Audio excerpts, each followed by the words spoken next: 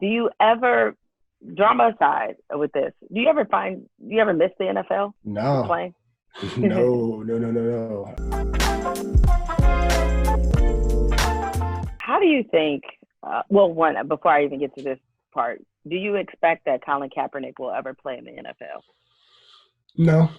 I honestly don't think he will. I don't think he'll be given the chance. I don't think the NFL is capable of admitting they're genuinely wrong.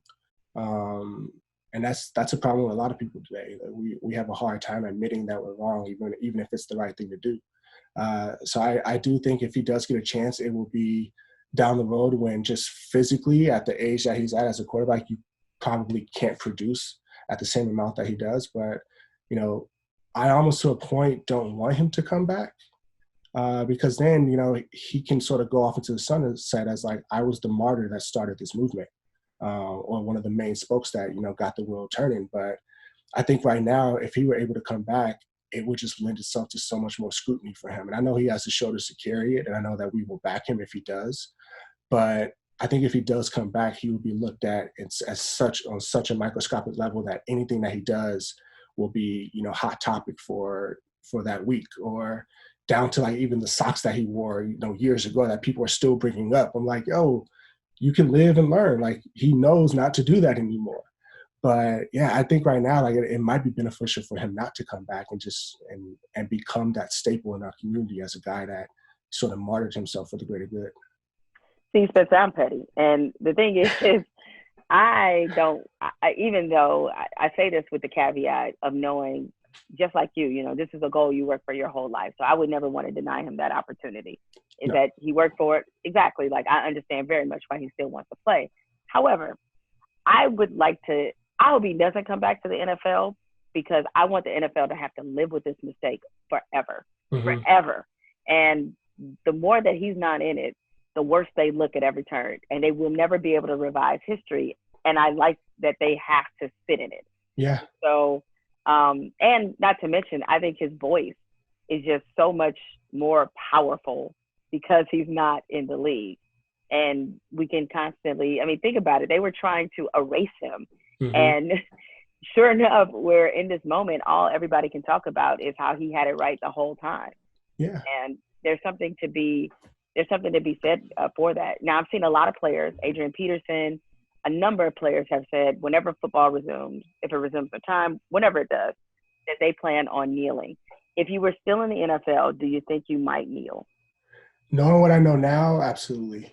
I think I'm in a place now to where I don't necessarily care as much as I used to about what other people think and the outside forces that can affect me. I've been working for the past 4 or 5 years. I've been working to make myself as self-sufficient as possible, to not need any outside force to validate me. But absolutely, right now, I think if I was still in it, I would take a knee. But it's to go back to your thoughts on Cap coming back, it's almost like the casual racist that says we had a black president, like everything is fine now. Where if Cap comes back, I don't want to give those people a possible escape plan to say, hey, look, he's not as good as he used to be. And that's why, we saw it the whole time. Obviously, he was going to play this way because, he was deteriorating. No, he wasn't deteriorating 5 years ago. He was still at the top of his game. I just don't want to give those people that are already rooting against him the chance to say, look, like we told you we were right. Like you said, I want them to sit in it and know that they fucked up. Going back to your career for a second in the NFL, do you ever, drama aside with this, do you ever miss the NFL? No. Playing? No. I do was not. Was it that way the day that you left? Has it always been that way, or did maybe early on did you even miss it? I would say that last year it was completely a job. It was something I didn't enjoy doing, but it was a goal that I set for myself. And being 6 months away from reaching that goal, I was like, okay, I'm gonna put myself through it. But when I got cut, God bless Ron Rivera and the Carolina Panthers. I thought I was going to play that last game. And before we were flying out to Atlanta, my bag to pack all my equipment in wasn't in my locker. And I'm like, oh, yo, can y'all go grab my bag? Like, I'm flying to Atlanta because I'm playing with y'all. And that's when the Reaper came. It was like, hey, Coach Rivera wants to talk to you. And by literally 2 days before this, I had the epiphany that I wrote a short film in the defensive meeting room that like I think we were playing against I think it was Tampa or the Falcons. I want to say it was Tampa. And literally I wrote this like 4-page short film that I directed this past October that's coming out like later this week. But it was at that moment I was like, you know what? My mind just went somewhere else for the past 25 minutes. I'm about to have the worst practice of my life because I didn't write down any defenses, but like I'm completely fine with that. And then a week later, I get cut, and Coach Rivera and like a handful of people were in the office, and they're like, "Hey, Spencer, we're so sorry." And I'm like, "Wait, oh, don't worry, like y'all go win it all, whatever." You're like, I'm good. I'm like, who do I talk to? Because it was legit December like 29th, and I knew my friends in LA were having a New Year's Eve party, so I was like, all right, so like, who do I talk to about getting back? Because I'm trying to get back tomorrow because there's this thing that's happening. And my wife and my daughter were staying out there. They were with me for like 2 weeks out there. And I come home and I'm like, hey, babe, I just got released.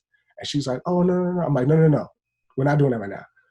We have 6 hours to pack up this entire apartment and get the fuck out of here. And she was like, all right, let's go. And we packed up and we were on the next flight that morning. You're like, see ya. We're gonna be it now. I was done with it. I was just tired of hitting people. I was tired of my body feeling a certain way for the majority of the year. It was just writing gave me such pleasure that I felt like playing football I was only playing football to service that need. A lot of people listening, and just for people who, let me just educate them real quick. So they call it the Reaper in the league because that's the guy who comes to tell players that they've been cut or released. If you watch Hard Knocks, you have seen. And they all look the same. They all look exactly the same. Yes, they do. They all look the same. They come, tell you to grab your playbook. It's a whole thing. So that's one thing. But the other thing I was going to say is that people listening, of course, fans especially, because sports is entertainment for them, because the NFL is their release. It's what they get all into with fantasy football and everything else. It's so hard for them to understand somebody who expressed what you just did, that it's a job.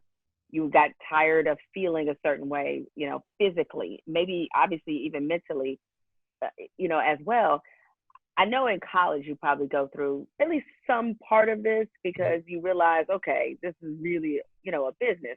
But for those who are not familiar, explain how that feeling, how you arrived at that feeling of really understanding, really football no longer maybe being the passion that you once had, but it going from that to this is a job, it's taxing my body. Because some people would look at that and say, dude, you're one of 0.1% of people who can play professional football. How could you possibly feel that way? Yeah, and it starts with our childhood. It starts with, your dad telling you, hey, go get me something out of the refrigerator. You got 5 seconds to go get it. And you're running through the house trying to get it to beat him back. Like we put sports on such a pedestal and so intertwined within our culture that we don't know we're being competitive, even when we're being competitive at some time. So you talk about sports, you talk about music, you talk about these things that are up there in the Black community that you're by all means considered a success if you make it to that level.